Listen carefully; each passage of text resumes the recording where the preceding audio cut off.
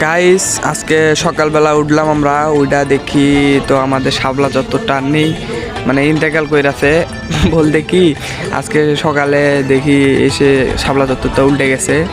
তো একটা বাস মূলত এসে মেরে দিয়েছিল। তো মনে হয় বাসের বাংলা মাল একটু খাওয়া, বাসের ড্রাইভারের বাংলা মাল একটু খাওয়া বেশি হয়ে গেছিল। তো দেখতে থাকুন কি হয় গাইস। এই যে এই পাশ থেকে বাসটা এসেছিল, এসে এই দিক দিয়ে মেরে দিয়েছে গাইস। শাপলা চত্বরের অবস্থা একবারে নাজেহাল। নিয়াছি বৈরাগ হইয়া কপালে তিলক লাগাইছি,